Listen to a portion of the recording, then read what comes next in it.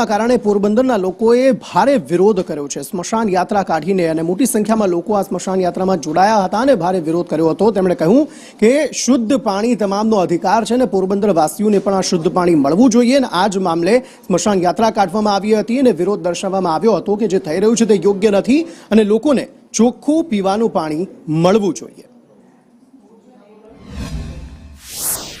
તો એ લોકો આટલી લાંબી પાઇપલાઇન નાખીને ખર્ચા કરીને અહીંયા સુધી પાણી ઠાલવે છે। જો એ ખરેખર પાણી શુદ્ધ હોત તો એને ત્યાં ભાદર નદીમાં નહાવી દેવું પડત, પણ એ લોકોને ખબર છે કે એ પાણી એટલું ખરાબ છે કે જો એ નદીમાં, જમીનમાં અને શુદ્ધ પાણીમાં ભળશે તો ત્યાંની બાયોડાયવર્સિટી નાશ પામશે, લોકોને રોગ થશે।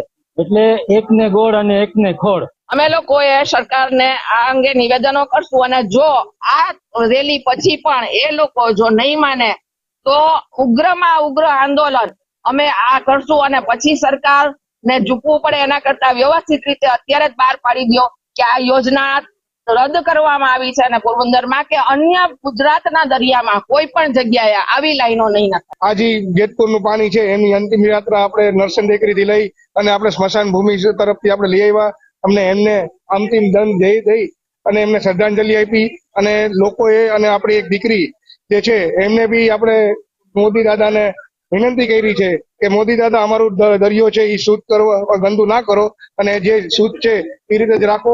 हे मोदी दादा, प्लीज पोरबंदर में ये पानी मत आने दीजिए। हम सब बच्चे आपके बीमार हो जाएंगे, समुद्री जीव मर जाएंगे। आप भारत स्वच्छ रखने की बात करते हैं, फिर गंदा पानी आएगा तो फिर भारत स्वच्छ कैसे रहेगा? तो प्रदूषित पानी मामले लोकों में जागरूकता एटली बधी जोवा मळी के कोई